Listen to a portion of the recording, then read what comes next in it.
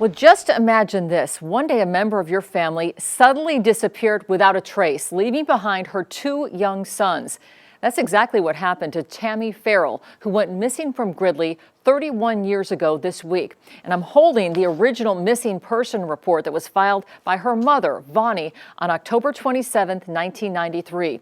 Gridley Police Department sent me these photos from their files showing Farrell's crashed car. It was discovered 4 days after she was reported missing. The blue Ford Escort wagon was found crashed 100 feet over a cliff at Lower French Creek off of Oro Quincy Highway. That crash scene is just outside Oroville in a rural area. But Tammy was not in that vehicle. I talked with Tammy's niece, who told me about the impact Tammy's disappearance has had on her family and her two sons. She also mentioned some strange, harassing phone calls her family received just after Tammy disappeared. What first raised the alarm bells that something was wrong? When she didn't come back, she never, ever has left her boys, ever. Like that, her boys were her life. Where they found it was in a ravine, like that.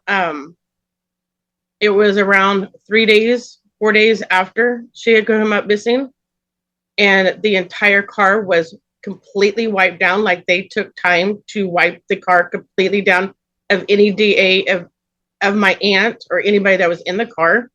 So someone was making sure that nothing was found. It just got really hard for the family like that because there was multiple calls by someone like that that made everybody feel not right. What was said in those calls? Multiple ones were, if you want to find her, you're going to find her in bags. You'll never find her. She did wrong. She's never, she's not on this earth anymore. What is it you need at this point? What would you like to happen? Her body, even her remains like that, where we can put her to rest.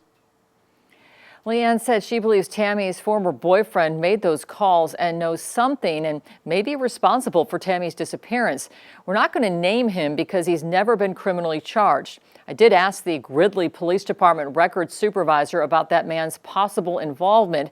She told me she would not describe him as a person of interest, but he was mentioned in a supplemental report that was done by the Butte County Sheriff's Office. She added that several leads were investigated and several interviews were conducted. However, it has still left the case suspended.